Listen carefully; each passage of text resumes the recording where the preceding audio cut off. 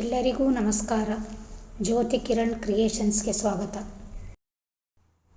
ಈ ದಿನ ನಾವು ಮಾಡುತ್ತಿರುವುದು ರಾಗಿ ಮಸಾಲೆ ರೊಟ್ಟಿ.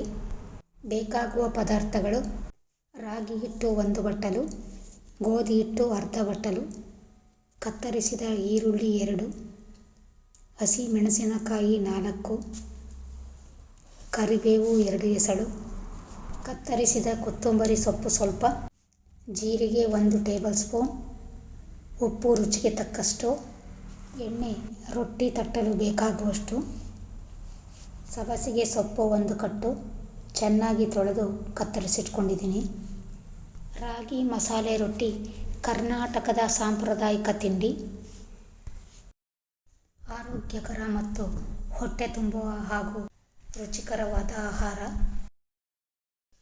ಬೆಳಗಿನ ಉಪಾಹಾರ ಅಥವಾ ರಾತ್ರಿ ಊಟಕ್ಕೆ ಇದು ಅತ್ಯುತ್ತಮ ಆಯ್ಕೆ. ಒಂದು ಬಟ್ಟಲಿಗೆ ವಿಡಿಯೋದಲ್ಲಿ ತೋರಿಸಿರುವ ಎಲ್ಲ ಪದಾರ್ಥಗಳನ್ನು ಹಾಕಿ ಮಿಕ್ಸ್ ಮಾಡಿ ಚೆನ್ನಾಗಿ ನಾದಿಕೊಳ್ಳಿ. ಬೇಕಾದರೆ ಸ್ವಲ್ಪ ನೀರನ್ನು ಸೇರಿಸಿಕೊಳ್ಳಬಹುದು.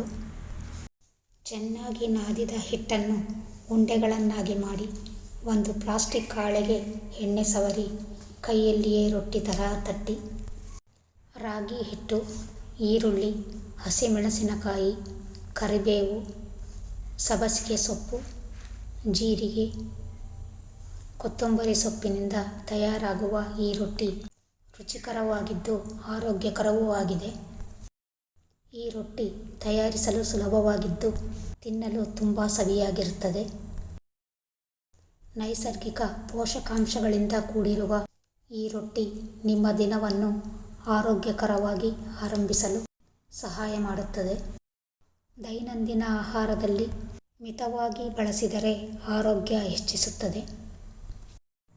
ಈಗ ತಟ್ಟಿರುವ ರೊಟ್ಟಿಯನ್ನು ಚೆನ್ನಾಗಿ ಬಿಸಿಯಾಗಿರುವ ಒಂದು ಹೆಂಚಿಗೆ ಸ್ವಲ್ಪ ಎಣ್ಣೆ ಸವರಿ ಅದರ ಮೇಲೆ ಹಾಕಿ 1 ಚಮಚ ಎಣ್ಣೆಯನ್ನು ಹಾಕಿ ಎರಡೂ ಬದಿಯನ್ನು ಚೆನ್ನಾಗಿ ಬೇಯಿಸಿ. ರಾಗಿಯಲ್ಲಿ ಕ್ಯಾಲ್ಸಿಯಂ ಸಮೃದ್ಧವಾಗಿದ್ದು ಎಲುಬುಗಳನ್ನು ಬಲಪಡಿಸುತ್ತದೆ. ಫೈಬರ್ ಹೆಚ್ಚಾಗಿದ್ದು ಜೀರ್ಣಕ್ರಿಯೆ ಸುಧಾರಿಸುತ್ತದೆ. ತೂಕ ನಿಯಂತ್ರಣಕ್ಕೆ ಸಹಕಾರಿ. ಶರೀರದ ಶಕ್ತಿಯನ್ನು ಹೆಚ್ಚಿಸುತ್ತದೆ. ಮಧುಮೇಹ ನಿಯಂತ್ರಣಕ್ಕೆ ಸಹಾಯ ಮಾಡುತ್ತದೆ. ರಾಗಿ ಶೀತಗುಣವನ್ನು ಹೊಂದಿರುವುದರಿಂದ ಬೇಸಿಗೆ ಕಾಲಕ್ಕೆ ಉತ್ತಮ. ದೇಹವನ್ನು ತಂಪಾಗಿಡುತ್ತದೆ. ಜೀರ್ಣಕ್ರಿಯೆಗೆ ಸಹಾಯ ಮಾಡುವುದರಿಂದ ಲಘು ಆಹಾರವಾಗಿ ಉಪಯುಕ್ತವಾಗಿದೆ.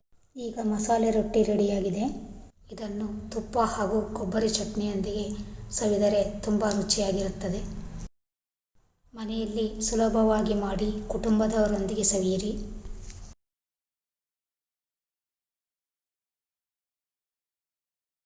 ಹೊಸ ರೆಸಿಪಿಯೊಂದಿಗೆ ನಿಮ್ಮ ಭೇಟಿ ಮುಂದಿನ ವಿಡಿಯೋದಲ್ಲಿ. ಧನ್ಯವಾದಗಳು.